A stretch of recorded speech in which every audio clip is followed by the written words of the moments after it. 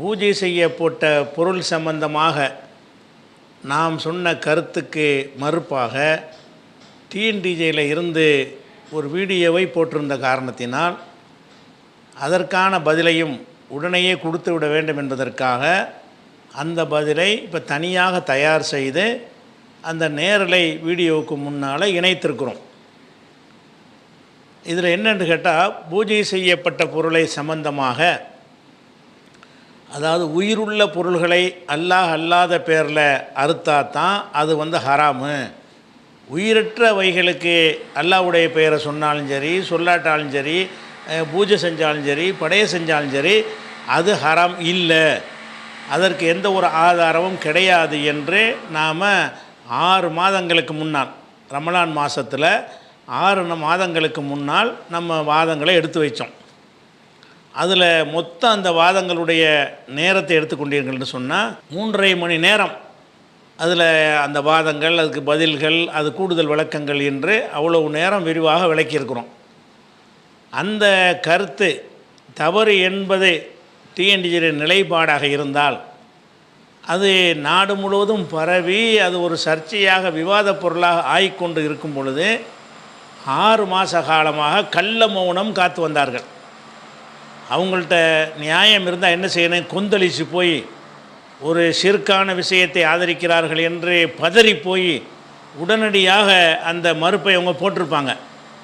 எந்த ஒரு மறுப்பும் அவங்கள்ட்ட இல்லாத காரணத்தினால 6 மாதம் வரைக்கும் எதுக்கு எந்த வாயை திறக்கலை. ஆனால் கீழே உள்ள சில கள்ள ஐடிகள் மூலமாக சும்மா கிண்டல் பண்ணக்கூடிய பதிவுகளை போட்டார்களே தவிர நம்ம என்னென்ன கேள்விகளெல்லாம் கேட்டோமோ அதற்கான பதிலை சொல்லவே இல்லை. இப்போ இது குறித்து மக்கள்கிட்ட பலவிதமான கேள்விகள் வந்த பிறகு நம்ம ஹக்கை நம்ம சொல்லி ஏற்றுக்கிற கூடாதுல்ல. அது ஒரு முக்கியமான டிஎன்டிஜே முக்கியமான கொள்கை என்னன்னு கேட்டால், பிஜே சொல்கிறதுக்கு மாற்றமாக சொல்லணும் அப்படிங்கிற ஒரு நிலைப்பாட்டில் அவங்க வார்த்தெடுக்கப்பட்டு இருக்கிற காரணத்தினால இதை எப்படியாவது மறுக்கணுமே என்பதற்காகத்தான் இப்போ கிட்டத்தில் 2 நாளைக்கு முன்னாடி என்ன செய்கிறாங்க, இது நம்ம செஞ்சது தவறு, பூஜை செய்யப்பட்டதும் ஹராமு தான் அப்படிங்கிற ஒரு வாதத்தை வைத்திருக்கிறார்கள். இந்த வாதத்துக்கு நியாயமாக பார்த்தால் நம்ம பதிலை சொல்ல தேவையில்லை. ஏன்னு கேட்டால், இந்த வாதத்தில் என்ன அவர் வைக்கிறார், அந்த வாதத்துக்கு நம்ம ஏற்கனவே சொன்ன அந்த பதில் வீடியோ இருக்குல்ல, விளக்க வீடியோக்கள், ரமலானில் ஆற்றிய உரையில் இஸ்லாத்தின் பார்வையில் உணவு உடை உறைவிடம் என்கிற தலைப்பில் ஆற்றின உரை இருக்குதுல்ல, அதில் உள்ள அந்த 3.5 மணி நேரத்திலேயே இப்போ அவர் எடுத்து வைக்கிற வாதத்துக்கும் பதில் இருக்கிறது. ஏன்னா அப்போவே சொல்லியிருந்தால் மக்களை பிடிச்சி தான் பதில் சொல்லியிருக்காங்களான்ருவாங்க. 6 மாதம் மறக்க விட்டு என்ன சொன்னாங்க என்பதே தெரியாமல் போயிடுவாங்க நினைத்து கொண்டு, அந்த ஏற்கனவே நம்ம எதுக்கெல்லாம் பதில் சொல்லியிருக்கிறோமோ அதையே ஒரு புது வாதமாக என்ன செய்கிறாங்க, எடுத்து சபீர் அலி என்பவரை வைத்து பதில் சொல்லியிருக்கிறார்கள். ஒரு ஆச்சரியமாக இருக்குது. இவ்வளவு ஒரு அறிவீனமான ஒரு கூட்டமாக ஆகிவிட்டார்கள். சிந்திக்கிற திறனே இல்லையா, நம்ம ஒரு கேட்குறோமே, இதுக்கு பதில் சொல்லியிருக்கிறாங்களே, அந்த பதிலுக்கெல்லாம் நம்ம பதில் சொல்லணும். அதை விட்டுட்டு மறுபடியும் அழுப்புறமே, இது புதுசும் கிடையாது. இதே மாதிரி தான் குர்பானி 4 நாட்கள் என்பதிலையும் அதே அரைச்சமாகவே திருப்பி அரைச்சார்கள். நம்ம வாதத்துக்கு பதில் இதுவரைக்கும் அவங்க சொல்லப்படலை. உய்சுல் கரணி சம்பந்தமாக அது கட்டுக்கதைன்னு சொன்னோம், அது உண்மையான வரலாறு என்று வந்தார்கள். அதுக்கு மரணாடி கொடுக்கக்கூடிய பதில் கொடுத்த பிறகு இறுதி விளக்கமாக நம்முடையது தான் இருக்கே தவிர அவங்கள்ட்ட இருந்ததுக்கு எந்த விதமான மறுப்பும் கிடையாது. அதே மாதிரி டீயில் தண்ணீரில் விழுந்து விட்டதுன்னு சொன்னால் உள்ள ஒரு முக்கி சாப்பிடுங்க என்கிற ஹதீஸு அது சரிதான், அப்படி தான் நாங்கள்லாம் சாப்பிட்றோம் அப்படிங்கிற மாதிரி ஒரு பதிலை போட்டிருந்தாங்க. அதுக்கு நம்ம தெளிவான மறுப்புகளையும் ஆதாரங்களையும் அது எந்த வகையிலும் ஏற்றுக்கொள்ளத்தக்க ஹதீஸ் கிடையாது, நபி சொல்லியிருக்க முடியாது என்பதை நம்ம நிரூபித்த பிறகு அதோட வாயை மூடிக்கொண்டார்கள். அதே மாதிரி நூஹ் நபி சம்பந்தமான ஒரு விஷயத்தை சொல்லும்போது அதையும் மறுக்கணும் என்று சொல்லி அவங்க எந்த கொள்கை ஏற்றிருக்கிறாங்களோ அந்த நிலைப்பாட்டுக்கு மாற்றமான ஹதீஸ்ன்னு வந்தால் அதை மறுக்கணும்ல. ஆனால் நாங்கள் புதுசாக பிஜே மறுத்தானா ஏற்றுக்கிற மாட்டோம். அந்த பேசிக்கில் இருந்தாலும் சரி அப்படின்னு ஒரு கொள்கையில் இருக்கிற காரணத்தினால நூஹ் நபிக்கு நம்ம சாட்சி சொல்லுவோம்ன்ற ஒரு ஹதீஸ் வருது. நூஹ் நபிட்ட அல்லாஹ் கேட்பானா, உங்களுக்கு நீங்கள் ஒழுங்காக பிரச்சாரம் பண்ணியலா, உங்களுக்கு யார் சாட்சி சொல்லுவான்னு கேட்டவுடனே நான் ஒழுங்காக பிரச்சாரம் பண்ணேன் என்பதற்கு முகமது நபியுடைய உம்மத்து சாட்சி சொல்லுவாங்கன்னு அவர் சொல்லுவாராம். நம்ம சொல்லுவோம், ஆமாம் அவர் பிரச்சாரம் தான் பண்ணினார் அப்போ அல்லாஹ் கேட்டான், எப்படி உனக்கு தெரியும்னு அல்லாஹ் குர்ஆனில் சொல்லியிருக்கிறான், நீ தானே சொல்லியிருக்கிறேன்னு கேட்பாங்களே. இதான் சாட்சி. சாட்சின்னா நூஹ் நபி பிரச்சாரம் பண்ணும்போது எங்கள் அண்ணாட நான் பார்த்து ஆமாம் இவர் செஞ்சார் எனக்கு தெரியும்னு சொல்கிறதுக்கு பிறகு தான் சாட்சி. இப்போ சாட்சியத்தையே கேலி கூத்தாக்குற மாதிரியும் பொய் சாட்சி முஸ்லீம்கள்லாம் சொல்வார்கள் என்பது மாதிரி அமைந்திருக்கிற அந்த ஹதீஸும் தவறான ஹதீஸ் தான் என்று நம்ம சொல்லியிருந்தோம். அதுக்கு மூச்சு முட்டிக்கிட்டு பதில் சொல்கிறதுக்கு வந்தாங்க. அதுலேயும் ஒரு வர்றி கேள்வி கேட்ட பிறகு அப்படி பம்மி கொண்ட பிறகு அப்பாஸ் அலியை விட்டு மறைமுகமான தூண்டுதலில் பேச விட்டாங்க. அவர் வைக்கிற வாதத்துக்கும் பதில் சொல்லி முடித்த பிறகு அப்படி கிணத்துல போட்ட கல் மாதிரி கிடக்கிறது. இப்படி எடுத்த விஷயங்களுக்கெல்லாம் மறுப்பு என்று வர்றீங்க. வந்தது சுமான கல்லாகுமேங்கிற துவா பலவீனமானதுன்னு சொன்னாங்க. அது பலவீனம் கிடையாது என்று சொல்லி நம்ம மறுப்பு போட்டோம். அதை பம்மிக்கிட்டாங்க. அதை ஒன்றை சொல்லுவார்கள், ஒரு மறுப்பை போடுவார்கள். அந்த மறுப்பு பிதற்றலாக இருக்குன்னு நம்ம நிரூபித்த ஒன்று சொன்னால் அப்படியே பம்மி கொள்வார்கள், அப்படியே பின்வாங்கி கொள்வார்கள். இதை ஒரு வழிமுறையாக வைத்திருக்கிறாங்க. இந்த விஷயத்துக்காவது ஒழுங்கான பதிலை சொல்லுங்கள். பல கேள்விகள் உங்களுக்கு முன்னாடி இருக்கிறது. எல்லாத்துலேயும் நீங்கள் மக்களை வழிகெடுக்கிறீங்க. மூடர்களை தலைவர்களாக ஏற்றுக்கொண்டு தானுங்கட்டு மக்களை வழிகெடுப்பார்கள் என்பதற்கு சரியான உதாரணமாக எல்லாத்தையும் அறகுறையாக படிச்சுட்டு ஒன்று கிடக்கு ஒன்று உளறி என்ன செய்கிறீங்க, நாங்களே பதில் சொன்னோம், அதில் திருப்தி அடையக்கூடிய கூட்டத்தை வச்சுருக்கிறாங்க. பதில் சரியாக இருக்கான்னு பார்க்காத கூட்டத்தை வைத்திருக்கிற காரணத்தினால அவங்கள திருப்திப்படுத்துவதற்கு சொல்லக்கூடிய வகையில் தான் இந்த ஒரு பதிலும் இருக்கிறதை பார்க்குறோம். இதில் இப்போ என்ன புதுசாக சொல்கிறார் தெரியுமா? ஒமா உஹில்ல லி கைரில்லான்னு குர்ஆனில் இருக்கிறது. இதுதான் பேசிக்.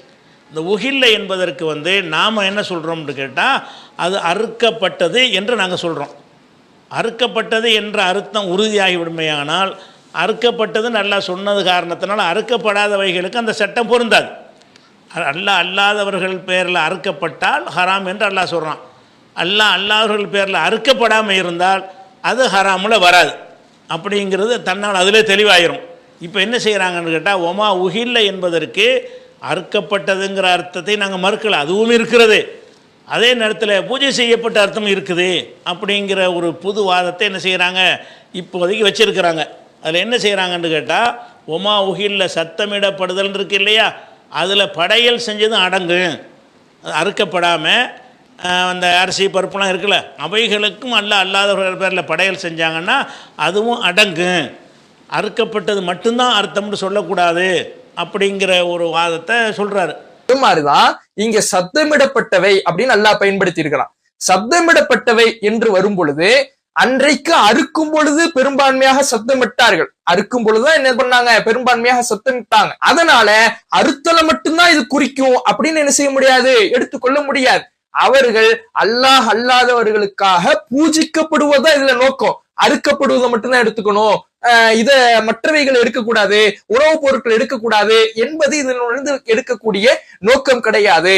இதுல நோக்கம் என்பது அல்லாஹ் அல்லாதவர்களுக்காக பூஜை செய்வது, அல்லாஹ் அல்லாதவருக்காக ஒரு உணவை படைப்பது. அது அறுத்து படைச்சாலும் சரி, அறுக்காம இருக்கக்கூடிய உயிரினங்கள் அல்லாத பொருட்களை படைச்சாலும் சரி, இறைவன் அல்லாதவர்களுக்காக படைக்கப்பட்டால் அந்த உணவு ஹராம், அந்த உணவு தடை செய்யப்பட்ட உணவு என்ற ஒரு பொது சட்டத்தை தான் இதிலிருந்து எடுக்க வேண்டுமே தவிர குறிப்பிட்ட வளையத்திற்குள்ளே இதை சுருக்குவதாக இருந்தால், ஹாஸாக ஆக்குவதாக இருந்தால், இந்த சட்டத்தை ஒரு தனித்துவ சட்டமாக அறுத்தலை மட்டும் குறிக்கின்ற சட்டமாக மாற்றுவதாக இருந்தால் அதற்கு தனி ஆதாரம் வேண்டும். அப்படி ஒரு ஆதாரத்தை இந்த கருத்தை சொல்பவர்கள் யாரும் என்ன செய்யறது இல்ல, முன்வைக்கிறது கருத்துவதற்கான புரிந்து கொள்வதற்கான அடிப்படை. அதே மாதிரிதான் இந்த உஹில்ல அப்படிங்கிற வார்த்தை, உஹில்ல என்கின்ற வார்த்தையில சப்தமிடப்பட்டவை அப்படின்னு வருது. அல்லாஹ் அல்லாதவர்களுக்காக சப்தமிடப்பட்டவை.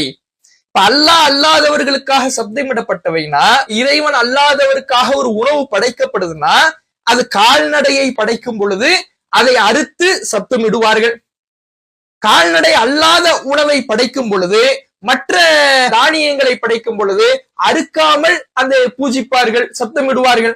அப்ப இந்த வார்த்தையினுடைய நோக்கம் என்பது பூஜிக்கப்படுவது, சப்தமிடுவது தானே தவிர அறுத்தலை மட்டும்தான் குறிக்கும் என்று மாறிவிட்டது அப்படின்னு என்ன செய்ய முடியாது, எடுத்துக்க முடியாது. ஆனால் இதை சொல்வதற்கு ஒரு சொல்லுக்கு ஒரு அர்த்தம் சொல்ல வர்றீங்க. அப்படி நீங்கள் நினச்சிக்கிட்டு அர்த்தம் சொன்னால் சரியாக வந்துடுமா? அதுக்கு சோர்ஸ் வேணுமா?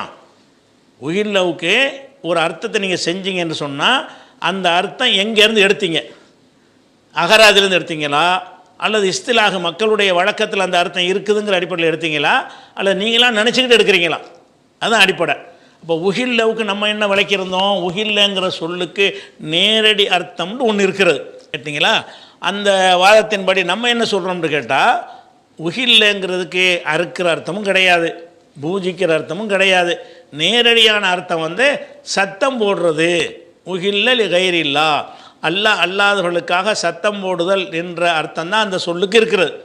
இந்த சொல்லுடைய அகராதியில் அந்த அர்த்தம் இருந்தாலும் மக்களுடைய வழக்கத்தில் அந்த அகராதி அர்த்தத்தை மாற்றி அது வந்து அல்லாஹ் அல்லாஹ்வர் பேரை சத்தமிடுதல் என்று அந்த அந்த சொல்லப்படும் என்று சொன்னால் அது வந்து உயிருள்ளவைகளை அறுக்கிறதைத்தான் குறிக்கும் அப்படின்னு சொல்லி மக்கள் மாற்றிட்டாங்க. அகராதி அர்த்தம் ஒன்று இருந்தாலும் சில இடங்களில் இன்ன அர்த்தம் தான் கொடுக்கணும்னு மாற்றிடுவாங்க. அகராதி அர்த்தம் சில நேரத்தில் பயன்படுத்துவாங்க. ஆனால் எந்த இடத்துல அகராதி அர்த்தம் பொருந்தாது என்று வருகிறதோ அந்த இடத்தில் என்ன செய்வாங்கன்னு கேட்டால் மாற்று அர்த்தம் கொடுத்துருவாங்க.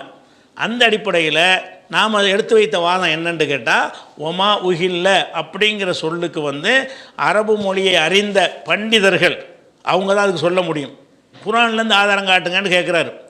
அதனாலதான் இந்த வார்த்தையை பயன்படுத்தும் பொழுது இரண்டு மாதிரியுமே மொழிபெயர்ப்பாங்க. அறுக்கப்பட்டுதல் அப்படிங்கிறது மொழிபெயர்ப்பாங்க, சப்தமிடப்படுதல் அப்படின்னு மொழிபெயர்ப்பாங்க. ஏன்னா இந்த வார்த்தையினுடைய அர்த்தம் என்று பரந்துபட்ட சட்டத்தை வழங்கக்கூடிய அர்த்தம். அதை குறிப்பாக்கி ஒரு குறிப்பிட்ட வளையத்துக்குள்ளே சுருக்குவதாக இருந்தால் அதற்கு தனி ஒரு குரான் வசனத்தை ஆதாரமாக காட்டணும், அது தனி ஒரு ஹதீஸ் ஆதாரமாக காட்டணும். இது ஹாசு, இது அறுத்தலை மட்டும்தான் குறிக்கும் அப்படின்னு காட்டணும். அப்படி எந்த ஒரு ஆதாரமே காட்டப்படுறது கிடையாது. அறுக்கிறது அர்த்தங்கிறதுக்கு நீங்கள் வந்து எந்த அர்த்தத்துக்கும் குரான்லேருந்து ஆதாரம் காட்ட இயலாது. குரானுக்கு அர்த்தம் செய்வதற்கு மொழியிலிருந்து தான் காட்டணும். குரானு ஒவ்வொரு சொல்லுக்கு அர்த்தம் செஞ்சுக்கிட்டு இருக்குமா? அதனால் வந்து இந்த ஒமா உஹில்லன்னு அல்லாஹ் சொல்கிறான். எந்த காலத்து மக்களுக்கு சொல்கிறானோ அந்த காலத்து மக்கள் அதனை எப்படி புரிந்து வைத்திருந்தார்கள், ஒமா உஹில்ல என்கிற சொல்லை எதற்கு பயன்படுத்தி வந்தார்கள், அதை பார்த்து என்ன செய்கிறாங்கன்னா அறிஞர் பெருமக்கள் எல்லாருமே ஒமா உஹில்ல என்று சொன்னால் சத்தமிடுதல் என்று தான் அர்த்தம். ஆனாலும் இதை வந்து பிராணிகளை அல்லாஹ்வின் பேரில் அறுக்கிறதுக்குத்தான் இதை பயன்படுத்தினார்கள். குரான் இறங்குற காலத்தில் அரபுகள் அதைத்தான் பயன்படுத்தினார்கள். வேறு அர்த்தத்தை அவங்க நாடவே இல்லை. பிராணிகளை அறுக்கும்போது அல்லாஹ்வுடைய பேரை சொல்லாமல் வேறு பேரை சொல்லி அறுக்கிறது இருக்குல்ல, அதுக்கு பேர் தான் அந்த அர்த்தமே தவிர சத்தமிடுறதுங்கிற அவசியம் கிடையாது. நீ சத்தமிட்டாலும் சரி சத்தமிடாட்டாலும் சரி நீ வந்து அல்லாஹ் அல்லாத பேரில் அறுத்துட்டின்னு சொன்னால் ஒமா உஹில்லவுல அடங்கிவிடும் அப்படின்னு சொல்லி அன்றைய மக்கள் கருதினார்கள். அன்றைய மக்கள் கருதினார்கள் என்பதற்கு வந்து அனைத்து தப்சீர்கள்லையும் குரான் தப்சீரெல்லாம் ஆதாரமாக ஏற்றுக்கிறான்னு கேட்டக்கூடாது. தப்சீர் மொழிக்கு ஏற்றுக்கலாம். மொழி அரபு மொழிக்கு அர்த்தம் செய்யும்போது அரபு மொழி பண்டிதர்கள் சொன்னால் தானே கேட்கணும். அவங்க சொன்ன கருத்துக்கள் சிந்தனைகளை நம்ம ஏற்றுக்கிற தேவையில்லை, பரிசீலிக்கணும். ஆனால் ஒரு மொழிக்கு இந்த சொல்லுக்கு இதான் அர்த்தம்னு சொல்வார்களே, ஆனால் அதை நான் வந்து அஜமியாக இருக்கிற நானாக முடிவு பண்ண முடியும்? அரபு மொழியை தாய்மொழியாக கொண்டவர்கள் தான் என்ன எழுதி வச்சுருக்காங்கன்னு பார்க்கணும். அந்த மொழிக்கு அதான் அர்த்தம்னா அதை நம்ம ஏற்றுக்கிறணும். இப்போ ஏராளமான 50க்கு மேற்பட்ட நூல்களை மேற்கோள் காட்டி நான் என்ன செஞ்சேன், இந்த அறிஞர் ஒமா உஹில்லவுக்கு ஒமா துபிஹ அறுக்கப்பட்டது என்று சொல்கிறார், இந்த அறிஞர் ஒமா துபிஹ அறுக்கப்பட்டது என்கிறார். அப்படி எல்லாம் இன்னும் சொல்லப்போனால் அஜ்மல் முஃபஸ்ஸிரூன விரிவுரையாளர்களாம் ஏகமானதாக சொல்கிறார்கள். என்ன சொல்கிறாங்க, ஒமா உஹில்லனா ஒமா துபிஹ அறுக்கப்பட்டதுன்ட்டாங்க.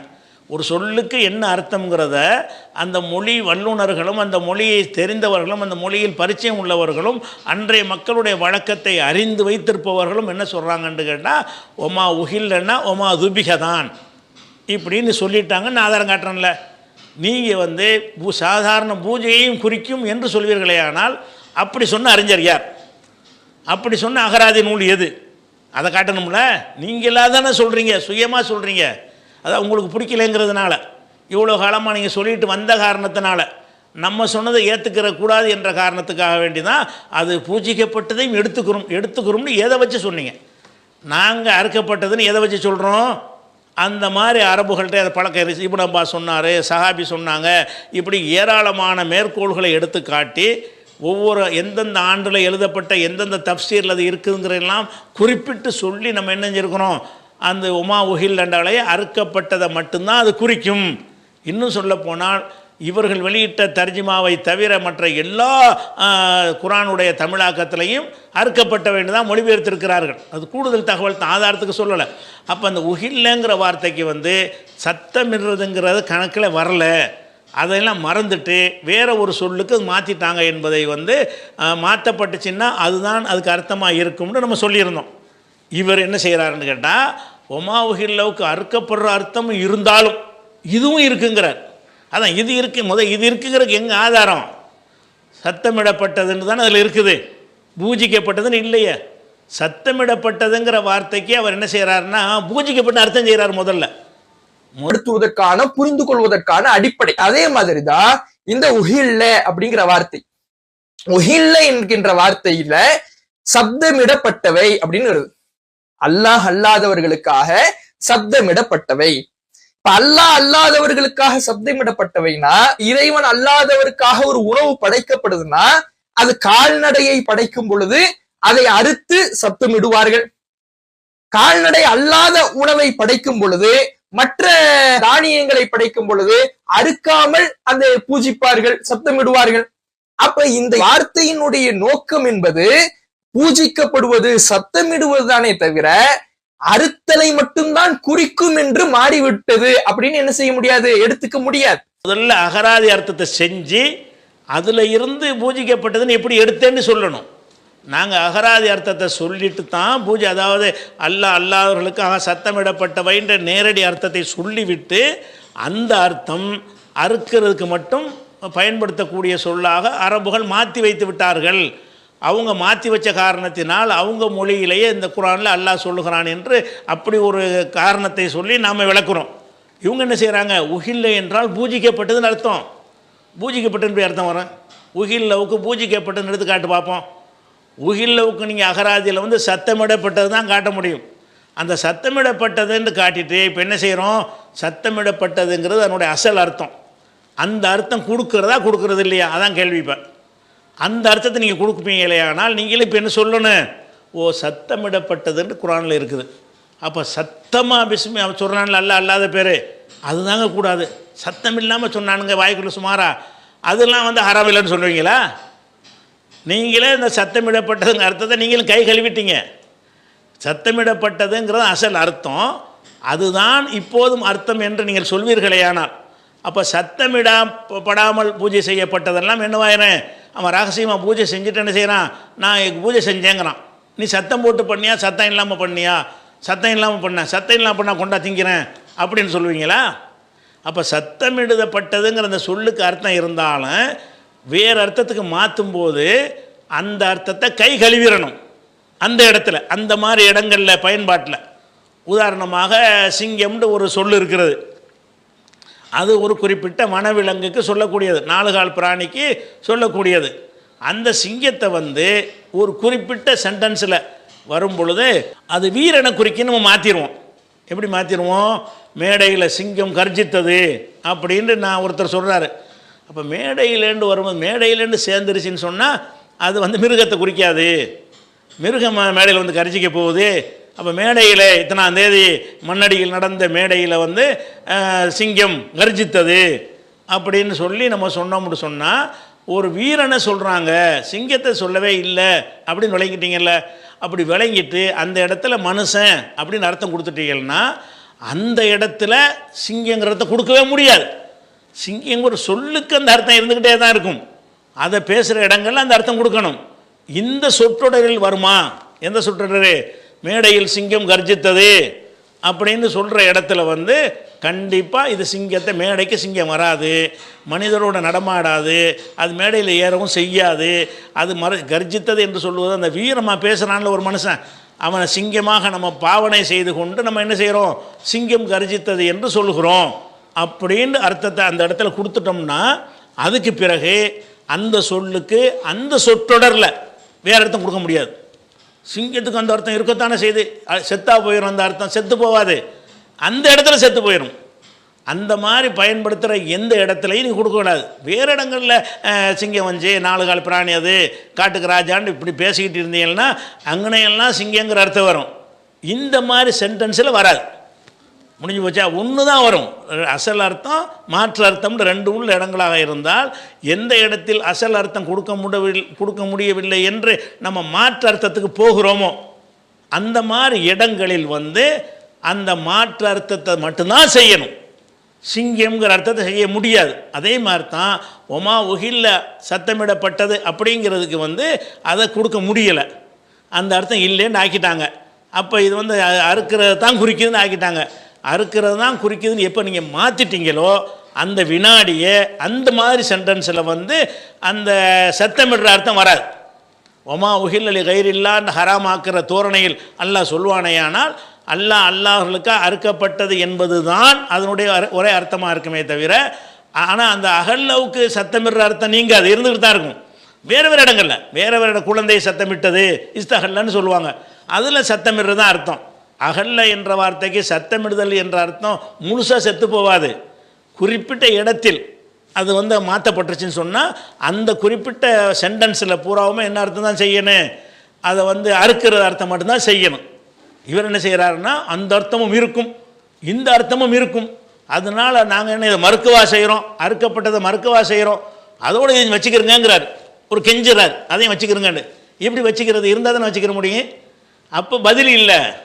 அதாவது அறுக்கப்பட்டது ஹராம் என்பதற்கு ஆதாரம் இருக்கிறது. அறுப்பதில் அடங்காத பொருள்களுக்கு ஹராம் என்று குர்ஆன் சொல்லவே இல்லை. எதில் அறுத்தல் நிகழாதோ அந்த விஷயங்களில் எவன் என்ன சொன்னாலும் எவன் என்ன செஞ்சாலும் உன்னை இறைக்கிற முடியாது. கொண்டு போய் அல்லாஹ் ஹலாலாக்கின ஒன்றை இவனா பாட்டுக்கிட்டு ஓ முருகாண்டவனு ஹராம் ஆயிருமா? அல்லாஹ் ஹலாலாக்கின ஒரு உணவை எடுத்துக்கொண்டு என்ன செய்கிறான், ஓ முரீமனாம்ங்கிறான், உடனே ஹராம் ஆயிருமா? அல்லாஹ் ஹலாலாக்கின ஒன்றை எதை சொல்லியும் ஹராமாக்க முடியாது. அல்லாஹ் தான் ஹராமாக்கணும். அல்லாஹ் எதை ஹராமாக்கிட்டான்? அவன் தான் எல்லாத்தையும் ஹலால் ஆக்கின ஆடு மாடையெல்லாம் அவன் தான் ஹராமாக்குறான். என் பேர் இல்லாமல் அரிசினா ஹராமோ, அவ்வளோதான். அப்போ அதை மட்டும் அறுக்கப்பட்டதுங்கிறத மட்டும் அது பர்டிகுலராக எல்லாம் சொல்கிறான். அறுக்கப்படாதவைகளுக்கு அது பொருந்தாது, அதனால தான் சொல்கிறான். அப்போ இது சம்பந்தமாக நம்ம ஏற்கனவே விளக்குனது பெரிய நீண்ட ஒரு வீடியோவிலையும் விளக்கியிருக்கிறோம். 50-60 மேற்கோள்களை காட்டி குறைந்த மேற்கோளை காட்டியும் விளக்கியிருக்கிறோம். அந்த குறைந்த மேற்கோள் காட்டினதை மட்டும் இப்போ இதில் உங்களுக்கு எடுத்து போடுறேன் பாருங்கள்.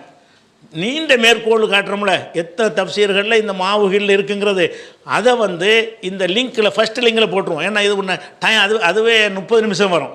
இதையும் சேர்த்தா பெரிய வீடியோவை போயிடும். அதனால் நீண்ட விளக்கமாக உள்ள அந்த வீடியோவை முதல் கமாண்டில் லைவில் நீங்கள் பார்க்கும்போதே கமாண்டில் அது இருக்கும். இதை முடிச்சுட்டு சாவகாசமாக ஃப்ரீயாக பார்த்துக்கிறங்க. அப்போ உஹில்லவுடைய அர்த்தம் அறுக்கிறது தவிர வேறு கிடையாது அப்படிங்கிற அளவுக்கு எல்லா முஸ்லீம்களும் அஜ்மால் முஃபஸ்ஸிரூன் தஃப்சீர் விரிவுரையாளர்கள் ஏகமானதான முடிவுக்கு வந்து விட்டார்கள். ஒமா உஹில்லனா துபிஹ. அதே மாதிரி இப்னு கசீர் அந்த வார்த்தைக்கு அர்த்தம் செய்யும் பொழுது கதாலிக்க ஹர்ரம் அலைஹிம் மா உஹில்ல பிஹி கைரில்லா, இறைவன் அல்லாதவர்களுக்காக சத்தமிடப்பட்டவையும் அவங்களுக்கு ஹராம் என்று அல்லாஹ் இதுங்க சொல்லுகிறான். ஓஹுவ, இதுக்கு அர்த்தம் என்னன்னு கேட்டால் மா துபிஹ அலா கைரி இஸ்மிஹி தாலா, இறைவன் அல்லாத பெயரால் அறுக்கப்பட்டது. துபிஹன் வருது.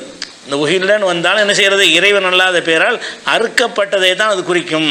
அதே மாதிரி அஹ்காமுல் குர்ஆனில் ஜஸ்ஸாஸுங்கிறவர் சொல்கிறாரு, ஒலா ஹிலாஃப பைனல் முஸ்லிமீன, இந்த மா உஹில்ல பிஹி என்பதற்கு முஸ்லீம்கள் மத்தியில் எந்த கருத்து வேறுபாடும் கிடையாது. என்ன கருத்து வேறுபாடுனா அன்னல் முராத பிஹி அஸ்ஸபீஹத்து, இதை கொண்டு கருத்து அறுக்கிறது தான், கத்தியால் அறுக்கிறதை தான் இது குறிக்கிறது. இறைவன் அல்லாதவர்களுக்காக அறுக்கப்பட்டவைன்னு அர்த்தம், அறுக்கிறது தான் குறிக்குமே தவிர இதில் வேறு அர்த்தம் கிடையாது என்று எல்லா உம்மத்தும் சேர்ந்து சொல்கிறாங்கங்கிற 4வது ஜும்ராவில் ஓதி கொடுப்பாங்க. ஜலாலைன்னு குர்ஆனுடைய தஃப்சீர்னால அதுதான் பள்ளிக்கூடத்தில் படித்து கொடுப்பாங்க. அதில் சொல்கிறார் ஒமா உஹில்ல பிஹி கைரில்லாஹின்னு அர்த்தம் என்னன்னுக்கிட்டா ஐ துபிஹ அலஸ்மி கைரிஹி, மற்றவர் பெயரால் துபிஹ அறுக்கப்பட்டதுன்னு அர்த்தம் செய்கிறாங்க. ஜலாலை தஃப்சீர் கபீர், ராசியுடைய தஃப்சீர் கபீருங்கிற தஃப்சீர் இருக்கிறது. அப்போ அதில் என்ன செய்கிறாங்க, ஒமா உஹில்ல பிஹி கைரில்லாஹ் என்று சொன்னால் யானி மா துபிஹலில் அஸ்னாம், சிலைகளுக்காக அறுக்கப்பட்டவை தான் அதை குறிக்கும். எல்லாமே அறுக்கப்பட்டது தான் குறிக்கிறது. அதே மாதிரி குர்துபியில் அவர் என்ன சொல்கிறாருன்னு கேட்டால் கால இப்னு அப்பாஸ் வகைருஹு, இப்னு அப்பாஸும் மற்றவர்களும் சொல்கிறார்கள் அல் முராது மா துபிஹல் அறுக்கிறது, மா துபிஹலில் அன்சாபி உல் அவுசானி, அதாவது சிலைகளுக்காக வேண்டி எது அறுக்கப்படுகிறதோ அதுதான் இந்த வசனத்துக்கு அர்த்தம். ஒமா உஹில்ல பிஹில் கைரில்லா என்றால் அல்லாதவர்களுக்காக வேண்டி அறுக்கப்பட்டது அப்படிங்கிற அர்த்தத்தை குர்துபிலையும் அவர் சொல்கிறார். அதே மாதிரி வந்து தஃப்சீர் பகவின்னு ஒரு தஃப்சீர் இருக்கிறது. அந்த அகல்ல என்றதுக்கு சத்தமிடுவது அர்த்தமாக இருந்தாலும் அந்த சொல்லை வந்து அறுக்குதலுக்கு பின்னாடி மாற்றி விட்டார்கள், பயன்படுத்த ஆரம்பித்து விட்டார்கள். அந்த எல்லா சத்தமிடுவதுக்கும் உகில்லன்னு சொல்ல மாட்டாங்க. அறுக்கும்போது சத்தமிடுவதற்கு சொன்ன காரணத்தினால உகில்லன்னால அறுக்கிறன்னு அர்த்தம் மாறிவிட்டார்கள்னு சொல்லி ஹத்தா கீழலை குள்ளி தாபிகின் ஒவ்வொரு அறுப்பவனுக்கும் என்ன செய்யப்பட்டுச்சுன்னா வெள்ளம் எஜிகர் பி தஸ்மியத்தை சத்தம் போட்டு அவன் அறுக்கா விட்டாலும் சரி, அறுத்துட்டானால முகிலும் அகல்லன்னு பயன்படுத்திடுவாங்க. சத்தமிடப்பட்டதுங்கிற அர்த்தம் கிடையாது, துபிக தான் அர்த்தம், அறுக்கப்பட்டது என்பது தான் அதுக்கு அர்த்தம். அப்போ அன்ற அரபு மொழியில் குர்ஆன் அருளப்படுகிறது. அன்றைய மக்கள் எந்த சொல்லை என்ன அர்த்தத்துக்கு பயன்படுத்தினார்களோ அந்த அர்த்தத்தில் தான் குர்ஆன்லையும் பயன்படுத்தப்பட்டிருக்கிறது. அப்படிங்கிறத வந்து சஹாபாக்கள், தாபியன்கள், அதுக்கு பின் வந்த முஃபஸ்ஸிரீன்கள், அறிஞர்கள், பெருமக்கள் எல்லாருமா வந்து என்ன செய்கிறாங்க, அறுக்கப்பட்ட அர்த்தத்துக்கு தான் இது வந்திருக்குது, இது குர்ஆன் இறங்கக்கூடிய நேரத்தில் அந்த சொல் அந்த அர்த்தத்தெல்லாம் இருந்துச்சு அப்படின்னு சொல்லும் பொழுது இன்னொரு அர்த்தம் இப்படி வரும், பூஜிக்கப்பட்டது எப்படி வரும், பூஜிக்கப்பட்டது வருங்கிறதுக்கு நீங்கள் ஆதாரத்தை காட்டுங்க. சப்தமிடப்பட்டவைங்கிற ஆதாரத்தை காட்டக்கூடாது. சப்தமிடுறதுனா பூஜைன்னு அர்த்தம் கிடையாது. சப்தமிடப்பட்டவை என்ற சொல்லுக்கு வந்து உகில்ல என்ற சொல்லுக்கு பூஜை செய்தல் என்கிற அர்த்தம் இருக்குது, உயிரற்றவைகளை படையல் செய்த அர்த்தம் இருக்குங்கிறதுக்கு ஒரு ஆதாரத்தை காட்டுங்க பார்ப்போம். ஒரு ஆதாரம் இல்லாமல் இவரா இஷ்டத்துக்கு சொல்கிறாரு, அது ஒரு ஆதாரங்கிறார். அதை விட ஒரு வேடிக்கை என்னன்னு கேட்டால், இவர் சொல்கிறாரா, சொல்லிட்டு இவரை மறுத்துடுறார். எப்படி மறுத்துடுறாரு? உதாரணமாக தொழுகைங்கிறார், சலாத்துங்கிற வார்த்தை எடுக்கிறார் உதாரணம். சலாத்துங்கிற வார்த்தைக்கு வந்து அருள் துவாண்ட அர்த்தம் அப்படிங்கிறாரு. ஆனால் அல்லாஹ் வந்து வணக்க வழிபாடை கடமையாக்கும் பொழுது சலாத்துன்னு சொல்லுவானே, ஆனால் அது தொழுகையை குறிக்கும் அப்படின்றார். அதாவது தொழுகை நிலைநாட்டுங்கள்னா துவாண்டங்க அர்த்தம் செய்யக்கூடாது. அப்போ சலாத்துங்கிற அவரை ஒத்துக்கிறார், ரெண்டு அர்த்தம் இருக்குது, அசலில் வைக்கிற அர்த்தம் ஒன்று இருக்கிறது, அசல் இல்லாமல் பின்னாடி மாற்றின அர்த்தம் ஒன்று இருக்குது அப்படிங்கிறதுக்கு அவர் வாயிலே உதாரணம் காட்டுறார். என்ன உதாரணம்? சலாத்துங்கிற உதாரணம். சலாத்துக்கு அவர் என்ன வாதம் என்ன, சலாத்துனா துவாண்ட அர்த்தம் அகராதியில். ஆனால் மார்க்கத்தில் இந்த சலாத்துன்னு ஒரு இடத்துல வரும் என்று சொன்னால் அது வந்து தொழுகையை தான் குறிக்கும், ருக்கு செய்தல், சஜிதா செய்தல், நிற்குதல், இருப்பில் இருத்தல், இதைத்தான் குறிக்கும்னு சொல்லி நம்ம மாற்றிட்டோம் அப்படின்னு சொல்கிறார். இந்த மாதிரி மாற்றப்பட்டுன்றார். சொல்லிட்டு அவரே சொல்கிறாரு, இப்படி மாற்றப்பட்ட அந்த இடத்துல அசல் அர்த்தம் செய்யக்கூடாதுங்கிறார். அதானவா பிரச்சனையே, நீனே மறுத்து முடிஞ்சு வச்சு கதை. உதாரணத்துக்கு சலாத்து அப்படிங்கிற வார்த்தை இருக்குதுல்ல, இந்த சலாத்துங்கிற வார்த்தைக்கு நாம என்ன அர்த்தம் சொல்றோம்? தொழுகை அப்படின்னு அர்த்தம் சொல்றோம். இப்ப இஸ்லாத்துல ஐவேளை தொழுகை கடமையாக்கப்பட்டிருக்குது. இந்த ஐவேளை தொழுகை கடமையாக்கப்படுவதற்கு முன்பு சலாத்துங்கிற வார்த்தை இருக்கத்தான் செஞ்சுச்சு. அப்ப சலாத்துங்கிற வார்த்தைக்கு ஐவேளை தொழுகை கடமையாக்கப்பட்ட பிறகு சலாத் என்றால் தொழுகை, 5 வேளை தொழுகக்கூடிய தொழுகைக்கு சலாத் என்று சொல்லப்படும். லுஹர் சலாத்து, லுஹர் தொழுக, அசர் சலாத்து, அசர் தொழுக, இப்படி சொல்லப்படும். இப்படி சொல்லப்படுகிற காரணத்தினால அதனுடைய அசல் அர்த்தம் இருக்குல்ல, சலாத்துக்கு என்ன அசல் அர்த்தம்? அருள் அப்படின்னு அர்த்தம் இருக்குது, துவா பிரார்த்தனை அப்படின்னு அர்த்தம் இருக்குது. இந்த அசல் அர்த்தம் மாறிடுமா அல்லது இல்லாமலே போயிடுமான்னு கேட்டா இல்லாமலே போயிடாது. எந்த இடத்தில் தொழுகை என்ற அர்த்தம் வைப்பதற்கு ஆதாரங்கள் நிர்பந்திக்கிறதோ அந்த இடத்துல தொழுகை என்ற அர்த்தம் வைக்க வேண்டும். எந்த இடத்துல அசல் அர்த்தத்தை கொடுக்க வேண்டும் என்ற ஆதாரங்கள் சொல்லுகிறதோ அந்த இடத்துல அசல் அர்த்தத்தை கொடுக்க வேண்டும். இந்த இடத்தில் தொழுகை என்ற அர்த்தம் வைப்பதற்கு ஆதாரங்கள் நிர்பந்திக்கிறதோ அந்த இடத்துல தொழுகை என்ற அர்த்தம் வைக்க வேண்டும். எந்த இடத்துல அசல் அர்த்தத்தை கொடுக்க வேண்டும் என்ற ஆதாரங்கள் சொல்லுகிறதோ அந்த இடத்துல அசல் அர்த்தத்தை கொடுக்க வேண்டும். இந்த இடத்தில் தொழுகை என்ற அர்த்தம் வைப்பதற்கு ஆதாரங்கள் நிர்பந்திக்கிறதோ அந்த இடத்துல தொழுகை என்ற அர்த்தம் வைக்க வேண்டும். எந்த இடத்துல அசல் அர்த்தத்தை கொடுக்க வேண்டும் என்ற ஆதாரங்கள் சொல்லுகிறதோ அந்த இடத்துல அசல் அர்த்தத்தை கொடுக்க வேண்டும். பொதுவாக எந்த ஒரு நிர்பந்தமும் இல்லாமல் இந்த தொழுகைங்கிற அர்த்தத்தை தான் கொடுக்கணும் என்ற எந்த ஒரு நிர்பந்தமும் இல்லாமல் எந்த ஒரு ஆதாரமும் இல்லாத பொழுது அதனுடைய பொது அர்த்தத்தை தான், அதனுடைய முதல் அர்த்தத்தை தான் நம்ம கொடுக்கணும். நீ வைத்த வாதத்தை வந்து நீனே போட்டு மிதிச்சு ஒண்ணு இல்லாம ஆக்கிவிட்ட. இவர் தான் சொல்றாரு அந்த அர்த்தமும் இருக்கும் இந்த அர்த்தமும் இருக்குங்கிறாரு. அப்புறம் சொல்றாரு ஆனா இந்த அர்த்தம் செய்யற இடத்தில் அந்த அர்த்தம் செய்யக்கூடாதுங்கிறார். அதான் பிரச்சனை. இந்த நுணுக்கத்தை விளங்காம தான் ஒரு நேரம் உளறி இருக்கிறீங்க. இந்த நுணுக்கத்தான் நாங்கள் சொல்றோம். இந்த நுணுக்கம் சலாத்துக்கு வந்து துவா தான் அர்த்தம், அகைமு சலாத்துன்னு வர்ற இடத்துல தொழுகைன்னு தான் அர்த்தம், அந்த இடத்துல துவாண்ட அர்த்தம் செய்யக்கூடாது அப்படின்னு சொல்லி இவரே சொல்றாரு. அதை அப்படின்னா என்ன அர்த்தம்? அப்போ ஒமா உஹில்லக்கு ஒரு சட்டம், இதுக்கு ஒரு சட்டமா? ஒமா உஹில்லவுக்கு வந்து அறுக்கப்பட்டதுன்னு இப்போ நீங்கள் அர்த்தத்தை மாற்றிட்டீங்களோ, உணவை பேசும்பொழுது ஒமா உஹில்லன்னு சொன்னாலேயே அறுக்கிறதான் என்று இப்போ நீங்கள் மாற்றிட்டீங்களோ, அதுக்கு பிறகு வந்து நீங்கள் அந்த அர்த்தத்தை நான் செய்வேன்னு இப்படி சொல்லுவீங்க. ஒமாவுகில்ல மௌத்தாக்கி சத்தமிடுறது மௌத்தாக்கி தானாங்க அறுக்கப்படுறங்கிற அர்த்தத்துக்கு மாறுறோம். துவாங்கிற அர்த்தத்தை மௌத்தாக்கி அந்த சென்டென்ஸில் மரணிக்க செய்து தானே நம்ம வந்து தொழுகைங்கிற அர்த்தத்துக்கு மாறணும். தொழுகைங்கிற அர்த்தத்துக்கு மாறினதுக்கு பிறகு அந்த அர்த்தம் இருக்குமானா இருக்காது. இவர் இருக்கும்னு வாதிடுறாரு. என்ன செய்கிறாரு? அந்த அர்த்தமும் இருக்கிறது, இந்த அர்த்தமும் இருக்கத்தானே செய்கிறது அப்படிங்கிறது இது ஒரு ஆய்வு கிடையாது, இது ஒரு அறிவீனம். எந்த ஒரு ஆதாரம் மட்டும் ஒரு உளறல், தெளிவற்ற ஒரு விஷயம், பிடிவாதம், வீண் பிடிவாதம். தெளிவான ஆதாரம் இருந்தால் ஒத்துக்கிறணும், இல்லைன்னா வாய மூடிக்கிட்டாவது இருக்கணும் அப்படிங்கிற ஒரு விஷயத்தில் நம்ம பார்க்குறோம். சத்தமிடுறதுனா பூஜிக்கப்பட்டது அர்த்தம் வருங்கிறார். சத்தமிடுவதற்கு பூஜிக்கப்பட்டது அர்த்தம் வருங்கிறதுக்கு ஆதாரத்தை காட்டு. மொத்த வீடியோவும் ஆதாரம் இல்லை அதில். நீ சொல்கிற அவ்வளவுதான், நீனா அந்த அர்த்தத்தை சொல்கிற. இப்படின்னா எவனு என்ன வேணாலும் சொல்லலாமே. நம்ம அர்த்தம் செய்கிறதுக்கெல்லாமா இஷ்டத்துக்கு செய்ய முடியும்? முன்னாடி சொன்னது தான் செய்ய முடியும். அகராதியுடைய அர்த்தமே என்னன்னு கேட்டால், அவன் சொன்ன சமாயிம்பாங்க அரபியில், சமாயி கியாசிம்பாங்க. சமாயின்டா என்ன அர்த்தம்னா மொழியுடைய அர்த்தங்கள் எல்லாம் சமாயி. சமாயி என்று சொன்னால் அவன் சொன்னது சொல்லணும், அவ்வளோதான். அவனுங்க அது ஏன் அப்படி செஞ்சான், இது எப்படி செஞ்சான், உனக்கு நடா, அது இதுக்கு பேர் வச்சுவிட்டான், இதுக்கு பேர் மௌசுன்னு வச்சுவிட்டான். மௌசு தான், ஏன் மௌசு அவ்வளோதான், அதில் பேர் சமாயி தான். அது நீங்கள் இஷ்டத்துக்கு மாற்ற இயலாது. அந்த மாதிரி தான் உஹில்லவுக்கு வந்து அசலில் வந்து சத்தமிரன்னு வச்சான். ஏன் வச்சான்? வச்சுவிட்டான். அதுக்கப்புறம் எல்லாருமா சேர்ந்து அதை நினைஞ்சிட்டாங்க. இப்போ சாப்பிட்றதை பற்றி பேசும்போது உஹில்லன்னு சொன்னால் அது அறுக்கப்பட்டது தான் என்ற அர்த்தத்துக்கு அந்த மக்களே சேர்ந்து முடிவு எடுத்துட்டாங்க. முடிவு எடுத்து அதை கேட்டுக்கிறது நம்ம கடமை. நான் ஒரு முடிவு புதுசாக அவ்வளோ எடுக்க முடியாது. அவன் எடுத்த முடிவுக்கு ஏற்றவாறு அல்லாஹ் குர்ஆன் வசனத்தை இறக்கிட்டான். இறக்கும்போது இந்த அர்த்தத்தான் தரும் என்று அதுக்கு பிந்தி வந்த ஒவ்வொரு குர்ஆனுடைய ஆய்வாளர்களும் அறிஞர்களும் அந்த அர்த்தத்தை தான் வலியுறுத்தி விட்டார்கள். அதுக்கு பிறகு நீ வந்து அந்த அர்த்தமும் வரும், இந்த அர்த்தமும் வரும், அப்படி நான் கொடுப்பேன், இப்படி நான் கொடுப்பேன்னா நீங்கள் யார்? 1400 வருஷத்துக்கு முந்தி வாழ்ந்து கொண்டிருக்கிற மொழி வல்லுனரா? நீங்கள் யாருங்க அதை சொல்கிறதுக்கு? அரபு மொழி வல்லுனரா? நீங்கள்லாம் அரபு மொழியை தாய்மொழியாக கொண்டவர்களா? தாய்மொழியாக கொண்டவர்களாக இருந்து குர்ஆன் அருளப்பட்ட காலத்தில் அதுக்கு நெருக்கமான காலத்தில் வாழ்ந்து கொண்டிருக்கிற ஆளா நீங்கள் எப்படிங்க ஒரு சொல்லுக்கு அர்த்தத்தை கண்டுபிடிப்பீங்க? நீங்களாம் உண்டாக்குவீங்க? அப்போ நான் கேட்குற ஒன்றா உஹில்லன்னு வந்துருச்சுல, அகராதி அர்த்தம் சத்தமிடப்பட்டது, அது பொருந்தாது. ஏன்னு கேட்டால் சத்தமிட்டா என்ன, சத்தமிடாட்டி என்ன, அறுக்கிறது தான் பஞ்சாயத்து. அதனால் சத்தமிடுதல்ங்கிற அந்த அர்த்தம் சாகடிக்கப்பட்டு விட்டது. சாகடிக்கப்பட்டு விட்டு அப்போ வேறு என்னத்துக்கு தான் இது சொல்லப்படுது? அறுக்கிறது தான் சொல்லப்படுது என்ற முடிவுக்கு யார் வந்ததே? நான் வரல. எனக்கு முந்தி வாழ்ந்த அறிஞர்கள் பூரா, மொழி வல்லுநர்கள் பூரா வந்துட்டாங்க. அறிஞர்களை தக்லீது பண்ணுறான்னு சொல்லிவிடாதீங்க. இதுக்கு அறிஞர் தான் அளவுகோல், வேறு வழியே கிடையாது. அப்போ அறிஞர்கள்லாம் சொல்லிவிட்டாங்களே, நான் அதுதான் ஆதாரம் காட்டினேன். அது ஆதாரம் காட்டி அறுக்கப்பட்டு 50 பேரும் சொல்லிட்டாங்க, அதான் அதுக்கு அர்த்தம்னு சொல்லிட்டேன்ல. நீ என்ன செய்யணும்? இல்லை அந்த அர்த்தம் இல்லை, அது அறுக்கப்பட்டதுங்கிற தப்பான அர்த்தம். அறுக்கப்பட்டா என்ன, அறுக்கப்படாட்டி என்ன, எல்லாத்தையும் தான் குறிக்கும் அப்படின்னு சொன்ன அறிஞர் பட்டியலை போடு ஆதாரத்தோட.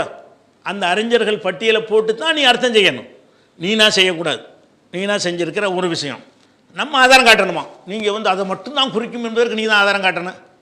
அதை ஒரு குறிப்பிட்ட வட்டத்திற்குள்ளே அதனுடைய சட்டத்தை சுருக்குவதாக இருந்தால், பொதுவாக சொல்லப்பட்ட ஒரு வார்த்தையினுடைய பொருள் பரந்துபட்ட ஒரு சட்டத்தை தருகின்ற பொழுது அதை அறுத்தல் அப்படிங்கிற ஒரு குறிப்பிட்ட வளையத்திற்குள்ளே மட்டும் சுருக்குவதாக இருந்தால், அதற்கு அதை ஹாசாக்குவதற்கு, குறிப்பாக்குவதற்கு தனி ஒரு ஆதாரம் காட்டணும். இதானப்ப ஆதாரம். அது குர்ஆனை சேர்ந்த ஆதாரம் காட்டணுமா? எதுக்கு? இந்த சொல்லுக்கு இதான் அர்த்தம்ங்கிறது குர்ஆனை சேர்ந்த ஆதாரம் காட்டணுங்கிறார். எதுக்கு குர்ஆனை ஆதாரம்னு கிடையாதா?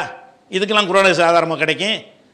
இதுக்கு அதாவது பக்கரானா மாடு பக்கரா என்பது மாட்டைத்தான் குறிக்கும் என்பதற்கு குர்ஆனை சிறந்த ஆதாரம் காட்டினா, பக்கராங்கிறது அரபி சொல்லு, அரபி அகராதியில் அந்த அர்த்தம் இருக்குங்கிறத ஆதாரம் காட்ட முடியுமே தவிர, அரபியில் சொல்கிற சொல்லுக்கு வந்து அரபியில் அர்த்தம் சொல்லிட்டு இருப்பானா? டிக்ஷனரி புக்கு எழுதியிருக்கான்ல. அதனால வந்து அந்த ஒரு அறிவீனமான ஒரு விஷயத்தை சொல்றாரு. அப்படி ஏதாவது ஆதாரம் காட்டப்படுதா? தஃசீர்கள்ல இப்படி எழுதி வச்சிருக்கிறாங்கன்னு சொல்லப்படுது. தஃசீர்கள் என்ன எழுதி வச்சிருக்கிறாங்க? அறுக்கும் பொழுது அவங்க சத்தத்தை எழுப்புவாங்க, அறுக்கும் பொழுது அவர்கள் சத்தத்தை உயர்த்துவார்கள் என்று சொல்லப்படுது. நம்ம அதை மறுக்கவே இல்லையே. தஃசீர்கள்ல துபிகண்டு தான் கொடுத்திருக்கிறார்கள், அறுக்கப்பட்டது என்று தெல்ல தெளிவாக கொடுத்திருக்கிறார்கள் என்று வச்சுக்கணும். அடுத்து என்ன செய்யறாருன்னு கேட்டால், இன்னொரு பயங்கரமான ஒரு லாஜிக் ஒன்று சொல்றார். ஒரு சட்டம் ஒரு பெரும்பான்மை செயலை முன்னிறுத்தி சொல்லப்படுது அப்படின்னா அந்த செயலுக்கான சட்டமாக அந்த பெரும்பான்மை சூழலை மையமாக வைத்து ஒரு சட்டம் சொல்லப்படுதுன்னா அந்த சூழலுக்கான சட்டம்னு மட்டும் அதை எடுத்துக்கொள்ள கூடாது. உதாரணத்துக்கு வலா தக்துலு அவுலாதக்கும் மின் ஹஷியத்தி இம்லாக், அதாவது பசியின் காரணமாக உங்கள் குழந்தைகளை கொலை செய்யாதீர்கள் அப்படின்னு வருது. பசியின் காரணமாக உங்கள் பிள்ளைகளை கொலை செய்யாதீர்கள். இப்ப எந்த இடத்துல சட்டம் எடுக்கிறதா இருந்தா என்ன சட்டம் எடுக்கணும்? குழந்தைய கொல்லக்கூடாதுன்னு தான் சட்டம் எடுக்கணும். பசியின் காரணமாகத்தான் கொல்லக்கூடாது, மத்த காரணமா இருந்தா கொன்று கொள்ளலாம். இப்படி யாராவது சட்டம் எடுக்கலாமா? இப்படி சட்டம் எடுக்க முடியாது, சட்டம் எடுக்க கூடாது. ஏன்? அன்னைக்கு ரசூலுல்லாஹ்வுடைய காலத்துல பசியை முன்னிறுத்தித்தான் குழந்தைகள் கொல்லப்பட்டார்கள், பஞ்சத்தை முன்னிறுத்தித்தான் குழந்தைகள் கொல்லப்பட்டார்கள். அந்த பெரும்பான்மை காரணம் அங்கே முன்வைக்கப்படுது. அதனால பசி காரணமா மட்டும்தான் கொல்லக்கூடாது, மத்த காரணத்துக்காக கொண்டு கொள்ளலாம் என்று சட்டம் எடுக்க முடியாது. குழந்தையை கொல்லக்கூடாது என்றுதான் என்ன செய்யணும்? சட்டம் எடுக்கணும். அதே மாதிரி குர்ஆன்ல அல்லாஹ் இன்னொரு இடத்துல 2வது அத்தியாயம் 283வது வசனத்துல கடனை பற்றி சொல்லும் பொழுது, கடனை என்ன செய்யணும்? நீங்க எழுதி வச்சீங்க. ஒயின் குன்தும் அலா சஃபரின் வலம் தஜிது காத்திபன், எழுதுவதற்கு எழுத்தரை நீங்கள் பெற்றுக்கொள்ளவில்லை என்றால், எப்போ? நீங்க பயணத்துல நீங்க இருந்து எழுதுவதற்கு எழுத்தரை நீங்கள் பெற்றுக்கொள்ளவில்லை என்றால் ஃபரிஹானுன் மக்பூலா, அப்போது அடைமானத்தை பெற்றுக்கொள்ளுங்கள் அப்படின்னு வருது. நீங்க பயணத்துல இருக்கிறீங்க, கடன் ஒருத்தருக்கு கொடுக்கணும், எழுதுவதற்கு எழுத்தர் இல்ல, இப்ப என்ன பண்ணுங்க? நீங்க அடைமானத்தை பெற்றுக்கொள்ளுங்கள்னு வருது. இப்ப இதை வச்சுட்டு பயணத்தில் எழுத்தர் கிடைக்காவிட்டால் தான் அடைமானத்தை பெற்றுக்கொள்ளணும், உள்ளூர்ல எழுத்தல் கிடைக்காவிட்டாலும் பிரச்சனை இல்ல, அடைமானமும் தேவையில்லை, ஒன்னும் தேவையில்லை, இப்படி சட்டம் எடுக்க முடியுமா? அன்றைய கால சூழல்ல பெரும்பான்மை காரணம் என்பது எழுத்தர் கிடைக்காமல் போகிற சூழல் என்பது பயணத்துலதான் இருந்தது. அப்படி பயணத்துல இருக்கும் பொழுது எழுத்தர் கிடைக்காமல் போகும் பொழுது அடைமானத்தை பெற்றுக் கொள்ளுங்கள் என்று அன்றைய கால சூழலை பொறுத்தவரையில அந்த பெரும்பான்மை காரணத்தை முன்னிலைப்படுத்தி சொல்லப்படுதே தவிர அது மட்டும்தான் காரணம் என்று என்ன செய்ய முடியாது, எடுத்துக்கொள்ள முடியாது. எந்த ஒரு காரணம் இருந்தாலும், பயணத்துல இருந்தாலும் சரி, உள்ளூர்ல இருந்தாலும் சரி, எழுத்தர் கிடைக்கவில்லை என்றால் அந்த எழுத்தர் கிடைக்காத பொழுது அடைமானத்தை பெற்றுக்கொள்ள வேண்டும் தான் என்று சட்டமே தவிர, அதைத்தான் சட்டமாக எடுக்க வேண்டுமே தவிர இத பயணத்துல இருந்தால்தான் இந்த சட்டம் பொருந்தும்னு என்ன பண்ண முடியாது, சட்டம் எடுக்க முடியாது. அதே மாதிரி புகாரியில பதிவு செய்யப்பட்ட ஒரு செய்தி, 3 பேர் அல்லாஹ் பார்க்க மாட்டான், மறுமையில அவர்களை பேச மாட்டான், அவர்களை தூய்மை செய்ய மாட்டான், அவர்களுக்கு துன்புறுத்தும் வேதனை இருக்குதுன்னு வரும்.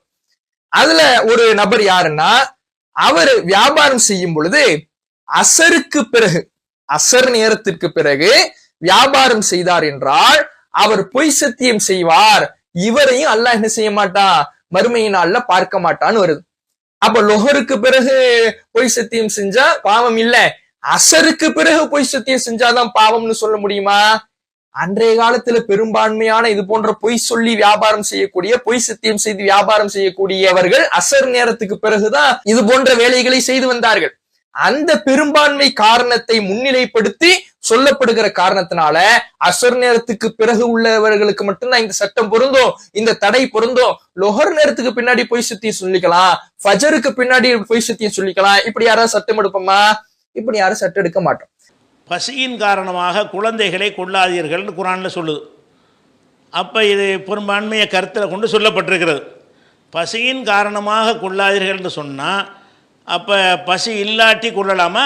வேறு காரணத்துக்கு கொள்ளலாமா? எந்த காரணத்துக்கு தானே கொள்ளக்கூடாது. அப்போ குர்ஆனில் பசியின் உலா தக்குத்துலு அவுலாதக்கும் ஹஷியத்தை இம்லாக்கின், பசியின் காரணமாக உங்களுடைய குழந்தைகளை கொள்ளாதீர்கள் நல்லா சொல்கிறான். அதை மட்டும்தான் குறிக்குமா? பசியின் காரணமாகவும் கொள்ளக்கூடாது, பசி இல்லாத காரணமாகவும் கொள்ளக்கூடாது என்று அர்த்தம் எடுக்கிறோமா இல்லையா? அந்த மாதிரி தான் இந்த அறுக்கப்பட்ட பூஜைக்கு அறுக்கப்பட்டது என்று இருந்தாலும் அதுக்கு விரிந்த அர்த்தம் கொடுப்போம் அப்படிங்கிறார். எவ்வளவுக்கு ஒரு மடமை முத்தி போயிருக்குன்னு பாருங்கள். அதே மாதிரி என்ன செய்கிறாருன்னு கேட்டால், இன்னொரு பயணத்தில் இருக்கும்போது எழுதக்கூடிய ஆள் கிடைக்கலன்னு சொன்னால் நீங்கள் என்ன செய்யுங்க, அடமானம் வாங்கிக்கிறங்கன்னு அல்லாஹ் குர்ஆனில் சொல்கிறான். அப்போ உள்ளூர்லேருந்து அடமானம் வாங்கக்கூடாதா? பயணத்துக்கு தான் நல்லா சொல்கிறான் அப்படிங்கிறாரு. உள்ளூரில் வாங்கலாம்ப்பா, அதில் என்ன கேட்டால் வேறு ஆதாரங்கள் இருக்கிறது. அறுக்கப்பட்டதை நீ திங்காதன்னு சொன்னால், அறுக்கப்பட்டதை திங்காதன்னு அல்லாஹ் சொல்கிறான். அதுக்கு என்ன அர்த்தம் என்று சொன்னால், அறுக்கப்படாதே திங்கலாம். இப்படி ஒருத்தன் பேசினா அவனை என்ன எங்கே கொண்டு வைப்பீங்க? அசருக்கு பிறகு பொய் சத்தியம் செய்கிறது பாவம்னு இருக்குது, அப்போ லோகருக்கு பிறகு பண்ணலாமான்னு கேட்குறாரு. அட இதெல்லாம் நீ கேட்குறதுலாம் எல்கேஜியில் எல்லாம் படித்த விஷயங்கள் தான். இதுக்கு பொருத்தமானது தானே உதாரணம் காட்டணும். இது பொருந்துமா? 3 பேர் அல்லாஹ் பார்க்க மாட்டான்னு வருகிறதுன்னு சொல்லிட்டு ஒரு ஹதீஸை போட்டுட்டு என்ன செய்கிறாரு, அசருக்கு பிறகு பொய் சத்தியம் செய்கிறவன் அல்லாஹ் பார்க்க மாட்டான், அப்போ லோகருக்கு பிறகு செஞ்சால் பார்ப்பானா? அப்போ தானே பார்க்க மாட்டாங்கிறார். அப்போ தான் பார்க்க மாட்டான். அதுக்கு வேறு ஆதாரங்களை வச்சு அந்த அர்த்தத்தை நம்ம கொடுக்குறோம். அதே மாதிரி அது கூட அந்த அர்த்தத்தை எப்போ கொடுப்போம்னு கேட்டால் வேறு ஆதாரம் இருக்கணும். என்ன ஆதாரம்?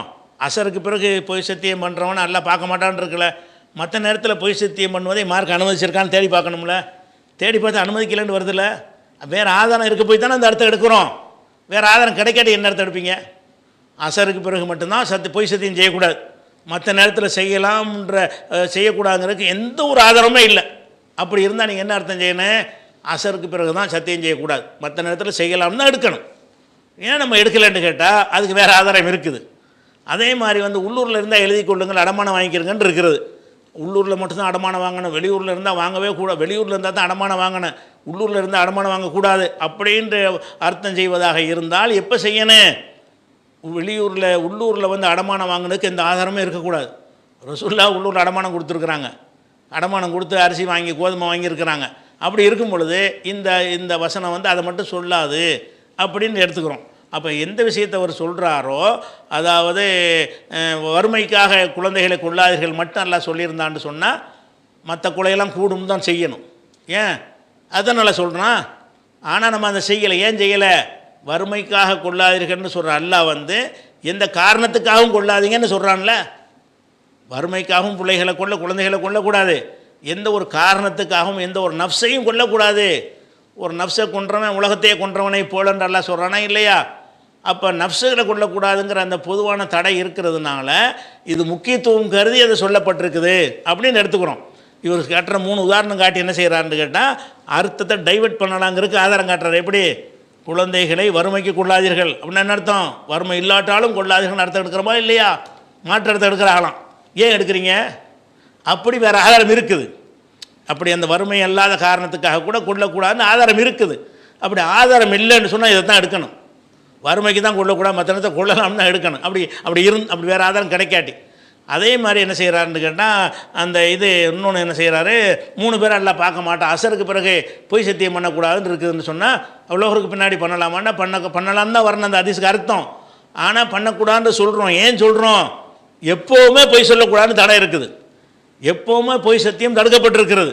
அந்த பொதுவான தடைகளுக்கு அடுக்கடுக்கான ஆதாரங்கள் இருக்கிற காரணத்தினால இது முக்கியத்துவம் கருதி சொல்லப்பட்டதே தவிர அசருக்கு பிறகு மட்டும்தான் செய்யக்கூடாதுன்ற அர்த்தம் இல்லை அப்படின்னு ஒரு முடிவு எடுக்கிற காரணம் என்ன? அதுக்கு மாற்று அர்த்தம் கொடுப்பதற்கு ஆதாரம் இருக்கிறது. இதுக்கு ஆதாரத்தை காட்டு. அல்லாஹ்களுக்கு அறுக்கப்பட்டவன்னு சொல்லப்பட்டிருக்கு. அது அறுக்கப்பட்டது மட்டும் குறிக்காதுங்க, மற்ற எல்லாத்தையுமே குறிக்குங்க அப்படின்னு சொல்கிறீங்களா? அதுக்கு ஆதாரத்தை காட்டு. எல்லாத்தையும் கத்திரிக்காய் ரசூலுல்லாஹ் சொன்னாங்க, உருளைக்கிழங்குன்னு சொன்னார்கள், பூசணிக்காய்க்கு சொன்னார்கள், அரிசி பருப்புக்கு சொன்னார்கள்னு ஒரு ஆதாரத்தை காட்டினீங்கன்னா தான் நீ சொல்கிற வாதம் நிற்கும். அப்போ எதுக்கு மாற்று ஆதாரம் மாற்று கருத்து கொள்வதற்கு ஆதாரம் இருக்கிறதோ அந்த இடத்தில் செய்கிற அர்த்தமும், எதுக்கு மாற்று கருத்துக்கு இடமே இல்லையோ அந்த இடத்துல செய்கிற அர்த்தமும் சமமாக்க முடியுமா? அப்படி ஒன்று சொல்கிறாரு பாருங்கள். அது சரியான விஷயம் கிடையாது.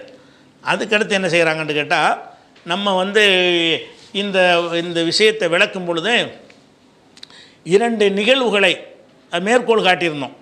ஒரு நிகழ்வு என்னன்னு கேட்டால், அந்த ஆயிஷா நாயகி சொல்லுவாங்கள்ல, அதாவது பக்கத்தில் நைரோஸ் பண்டிகை கொண்டாடுறாங்க, அந்த பண்டிகைக்காக வேண்டியே உணவு தயாரித்து எங்களுக்கு தருகிறார்கள், அதை நாங்கள் சாப்பிடலாமா என்று கேட்கும் பொழுது அவங்க அறுக்கப்பட்டதை தந்தால் நீங்கள் சாப்பிடாதீங்க, மற்ற விஷயங்களை தந்தால் நீங்கள் சாப்பிட்டுக்கிறங்க அப்படின்னு ஆயிஷா நாயகி சொன்னாங்கங்கிற ஒரு அதிசய வருஷமில். அதில் 2 விஷயங்களை சொல்கிறார். ஒன்று என்ன சொல்கிறாருன்னு கேட்டால், இது சரியான பலவீனமான செய்தி அப்படின்னு ஒரு வாதத்தை வைக்கிறார். பலவீனமான செய்தின்னு சொன்னால் இவர் ஹதீஸுடைய உசூலு ஹதீஸ் அடிப்படையிலிருந்து விலகி நின்று பேசுகிறார். ஹதீஸுகளை பொறுத்த வரைக்கும் நபிகள் நாயகம் ஸல்லல்லாஹு அலைஹி வஸல்லம் அவர்கள் சம்பந்தப்பட்ட விஷயத்து தான் நமக்கு சட்டம். இந்த ஆயிஷா நாயுடைய சொல்லலாம் சட்டமே கிடையாது. சட்டம் கிடையாது என்று நான் சொல்லிட்டு தான் அதையும் சொல்லியிருக்கிறேன். அது சட்டம் கிடையாது. அந்த கருத்துக்கு வலுவூட்டக்கூடியது என்று தான் எடுத்து காட்டியிருக்கிறோம். அப்படி இருக்கும் பொழுது ஹதீஸுகளில் நபி சம்பந்தப்பட்டது வந்தால் மட்டும்தான் 100% துல்லியமாக டவுட்ஃபுல் இல்லாமல் அது சரியானது என்று நிரூபிக்கப்பட வேண்டும். அது இல்லாத வரலாறுகளை சொல்வதாக இருந்தால் நம்ம 72 கூட்டத்தில் சொன்னோம்ல வரலாறுகள், அதில் எல்லாம் முக்காவாசி விஷயத்துக்கு சஹீஹுன்னு சொல்லக்கூடிய அளவில் தரமான ஆதாரம் இருக்காது. இருந்தாலும் ஏதோ ஒரு பரவாயில்லை, பொய்யர் வரல, பொய் சொல்லக்கூடியவர் வராத சின்ன சின்ன பலவீனம் உள்ள ஆளுங்க சொல்லியிருக்கிறாங்க அப்படின்னு இருந்தால் அதை ஏற்றுக்கொள்ளலாம் என்பது தான் ஹதீஸ் கலையுடைய ஒரு உசூல். விளங்கிக்கிறணும். இந்த உசூலை 72 கூட்டம்ங்கிற நிகழ்ச்சி நடத்தும் பொழுதே நான் தெளிவாக விளக்கியிருக்கிறேன். என்ன விளக்கியிருக்கிறேன்? இதில் சொல்லப்பட்டதெல்லாம் ரசூல்லா சம்மந்தப்பட்டதுக்கு இருக்கும்ல சனது, அந்த மாதிரி சனதெல்லாம் இது இருக்காது. இதில் சில மென்மையான விஷயங்களாக தான் இருக்கும். அதில் நம்ம எதை மட்டும் பார்ப்போம் என்று வரலாறுக்கு எதை பார்ப்போம்? என்ன அது உண்மையாக இருந்தான்னா பொய்யாக இருந்தாலும் நம்ம ஃபாலோ பண்ண போகிறோமா?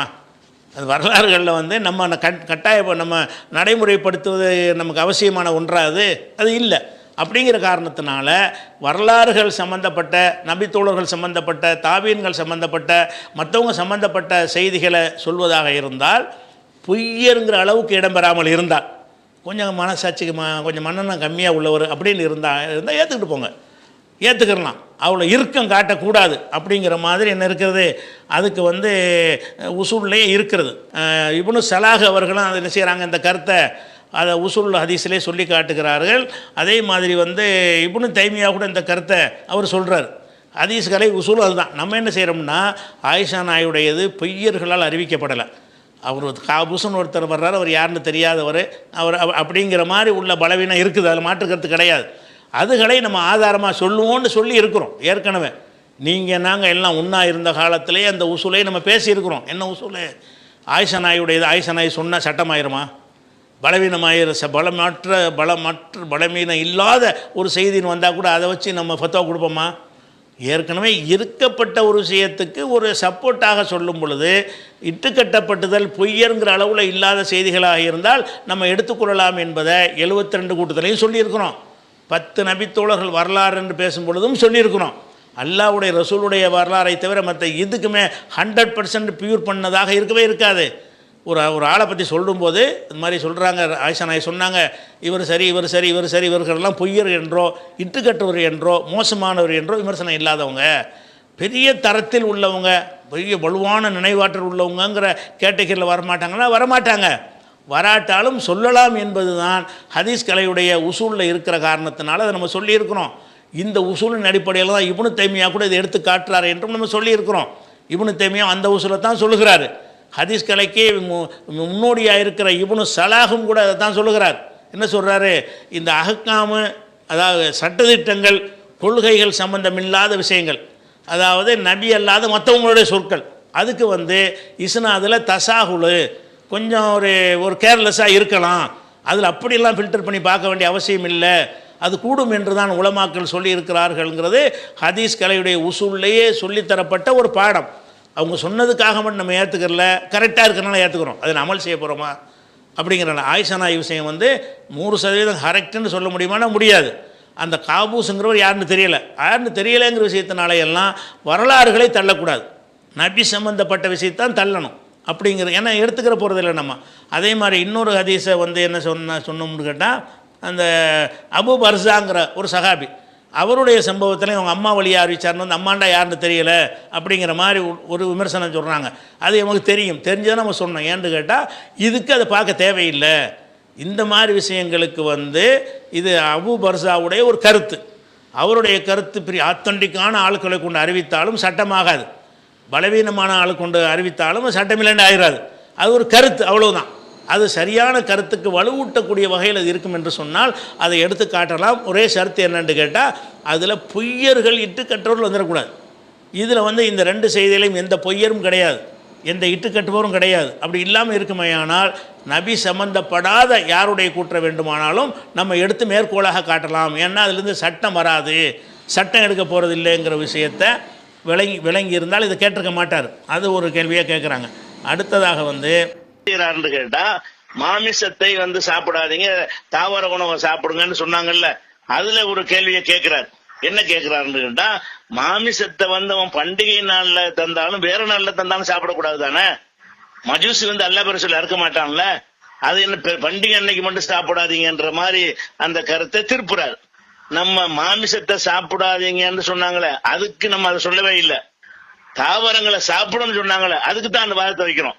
தாவரங்களை சாப்பிட பண்டிகை நாள், பண்டிகை நாள் என்றால் அவன் அதுக்குரிய பூஜைகள் செய்வான், அதுக்குரிய புனஸ்காரங்கள் செய்வான், அதை கொண்டாடுவதற்காகத்தான் தருவான். அப்படி இருக்கும் பொழுது தாவர உணவுகளை சாப்பிடலாமா என்ற விஷயத்துக்கு தான் சாப்பிடலாம் ஆதாரம் காட்டணுமே தவிர, மாமிச உணவு வந்து காபிர்கள் தரக்கூடிய மாமிச உணவு சாப்பிட முடியாது.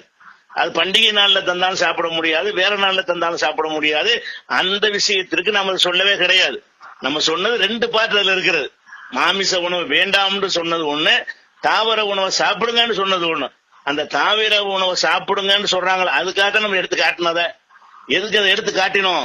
தாவர உணவை ஏன் சாப்பிட சொன்னாங்க? அதுல வந்து அவன் அல்லாஹ்வுடைய பேரை சொல்லாம பூஜை செஞ்சுதானே அந்த பண்டிகையை கொண்டாடுவான். அந்த பண்டிகை நாள்ல தர்றாங்கன்னு இது கேள்வி கேட்கப்படுது. பண்டிகை நாள்ல இந்த பண்டிகைக்கு உரிய பூஜை புனஸ்காரங்களை நம்ம செய்வோம். செஞ்சு தர்றானே நாங்க சாப்பிடலாமா அப்படின்னு கேட்கும் பொழுதுதான் நீங்க தாவரத்துக்கு என்ன சட்டம் இருக்குன்ற மாதிரி சொல்றாங்க. அர்த்தம், தாவரத்துக்கு என்ன சட்டம் இருக்கு, தாவரம்னா சாப்பிட்டு போங்க அப்படிங்கிறது தான் அபூ பர்ஸாவுடைய ஹதீஸ்லயும் ஆயிஷா நாயுடைய ஹதீஸ்லயும் இருக்கிறது. சரி, அப்போ ஆக என்னன்னு கேட்டால், ஒமா உஹில்ல என்பதற்கு வந்து பூஜை செய்யப்பட்டது, படையல் செய்யப்பட்டது இந்த அர்த்தம் சொல்கிறார்ல, அதுக்கு எந்த ஒரு ஆதாரத்தையும் அவர் காட்டாமல் அவராக சொல்லுகிறார். நான் வந்து அறுக்கப்பட்டது என்று அர்த்தம் செய்கிறேன்ல, அதுக்கு வந்து ஏராளமான எவிடன்ஸுகளை நான் காட்டியிருக்கிறேன். இப்போ ஒரு மனுஷன் அவனாக செய்கிற அர்த்தத்தை ஏற்றுக்கிறீங்களா, மொழி வல்லுநருடைய கருத்தை எடுத்து ஒருத்தன் சொல்கிறான் அதை ஏற்றுக்கொள்வதா என்று சிந்தித்தீங்கன்னு சொன்னால், இது அப்படியே பிதற்றல்ங்கிற முறையில் இது அமைந்திருக்கிறது என்பதை நீங்கள் விளங்கிக் கொள்ள வேண்டும். இந்த ஒரு செய்தி கூடுதலாக சேர்க்கப்பட்ட காரணத்தினால இந்த லைவுடைய நேரம் கொஞ்சம் அதிகரிக்கலாம். ஏன்னாட்டா இதை முன்னாடி சேர்த்து விட்றோம்ல, அதனால இந்த லைவுடைய நேரம் கொஞ்சம் அதிகரிக்கலாம். விரும்புகிறவங்க பாருங்கள், இல்லாட்டி அடுத்த நாள் கூட பார்த்துக்கிறங்க.